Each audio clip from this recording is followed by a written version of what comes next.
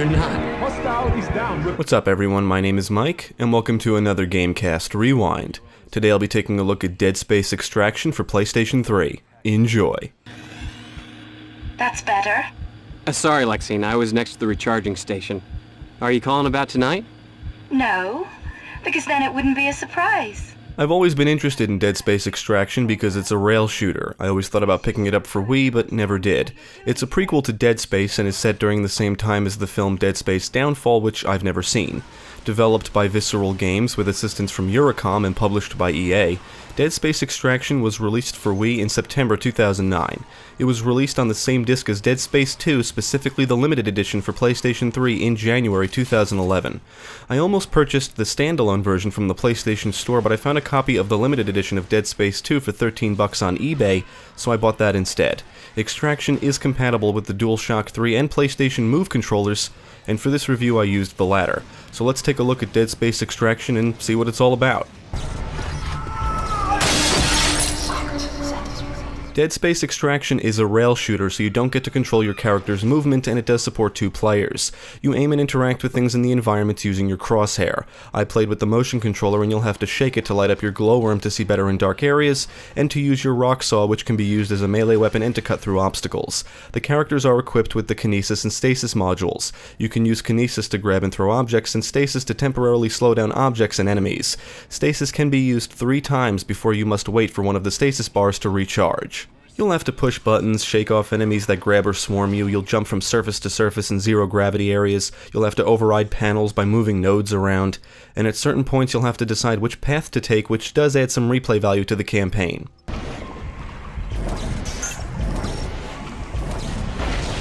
As you navigate the environments, you'll have the opportunity to acquire items like weapons, ammo for your weapons, weapon upgrades, med packs to restore health, revive packs which restore your life when your health reaches 0, and text, audio, and video logs. These items can be found just lying around in containers or in supply closets, which are only accessible after shooting the purple boxes near them. Enemies will drop med packs and ammo when killed, and it can be very easy to miss items since you have no control over your character's movement. Sometimes the game will let you look around freely for a brief time, which is a good opportunity to nab any items you need. You'll earn a star rating for a chapter based on your performance and items collected. The amount of stars you've earned will determine what features you unlock, like extra health and stasis upgrades. You can only carry 4 weapons and swap out 3 of them with others found throughout the environments. The rivet gun is a permanent part of your arsenal and comes with infinite ammo. Many weapons from the original Dead Space are present in Extraction along with some new ones, and each one has a secondary fire mode. You'll get your hands on the plasma cutter, line gun, flamethrower, pulse rifle, force gun, ripper, and contact beam. New weapons include the rivet gun, PSEC pistol, and arc welder. The rivet gun can be used to nail items or shoot enemies, and it can also be charged up to fire more powerful shots. The PSEC pistol fires slugs of lead alloy, and it can also fire 3 at a time.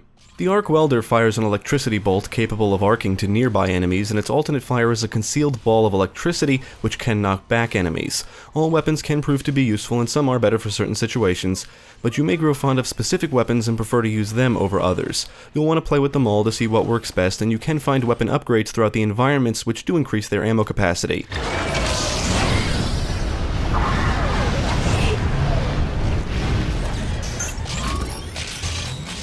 As expected, the best way to defeat enemies is to sever their limbs. Shooting them in the head or body will do damage, but you'll consume more ammo than if you just shot off their limbs. Shooting off their limbs also slows them down, which is great for when you're up against multiple at a time. The stasis module will prove to be extremely helpful when you're outnumbered. You'll engage most of the necromorph types you encountered in the original Dead Space, like slashers, leapers, swarmers, exploders, lurkers, and a brute among some others, and you will encounter some bosses which are large and grotesque. Most enemies will rush you, you'll often get attacked when trying to interact with something, some enemies fire projectiles which can be intercepted with your kinesis and thrown back at them, and they will often sidestep to avoid your shots. Ammo is not hard to come by, but you can blast through your ammo quickly, so you'll want to make your shots count. You can always fall back on the rivet gun if you're out of ammo for everything else. You should also know how long it takes to reload because you can be attacked during that time, so there is some thinking involved when it comes to combat. There is a fast reload mechanic which allows you to reload your weapon quickly as long as you press the reload button at the right time. It's similar to the active reload mechanic in Gears of War. Extraction includes 4 difficulty modes, 2 of which need to be unlocked. You will be forced to navigate down specific paths, and sometimes you're given the choice of multiple. You're always going from point A to B and will have to complete objectives and solve basic puzzles. This has to be one of the most interactive rail shooters I've ever played. There's more to the game than just pointing and shooting. You'll have to move objects out of the way, manipulate objects, seal off gaps and entrances, and there is a neat set piece where you can use a cannon to defend a ship from asteroids and intercept enemy fire. You will traverse through several locations seen in the original Dead Space, and most of the campaign takes place on the Ishimura. If there's anything negative to say about the campaign mode, it's that you have to sit through all the dialogue and interactions. It's more of an issue on subsequent playthroughs. If you just want to shoot shit, then the challenge mode is what you're looking for, but you need to unlock the challenge mode stages by playing through the campaign. In the challenge mode, you choose the stage, difficulty, and an extra weapon in addition to the rivet gun. You need to defeat enemies in waves, and there are items like ammo and medpacks to collect. You will acquire new weapons to equip in your other slots as you play through a stage, but they are randomized. Luckily, the weapon upgrades you acquired in the campaign do carry over. Every time you sever a limb or kill an enemy, you earn points, and the goal is to try for a high score. After each wave, you advance a little further in the stage, and the stages are based on locations seen in the campaign. And there it is.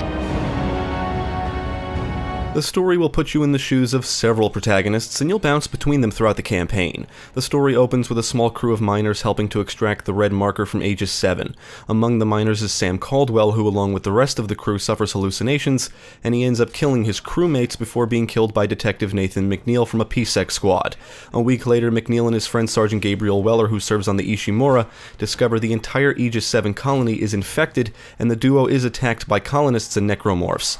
They eventually team up with other characters, including Lexine Murdoch, who was Sam Caldwell's girlfriend, and mining company executive Warren Eckhart. The group flies to the Ishimura for help, but discover the ship is infested with necromorphs. On their quest to escape, they come across several NPCs, including Nicole Brennan and Dr. Karen Howell, who assists Lexine after she gets separated from the group. The plot isn't bad, and it's accompanied by some decent voice acting.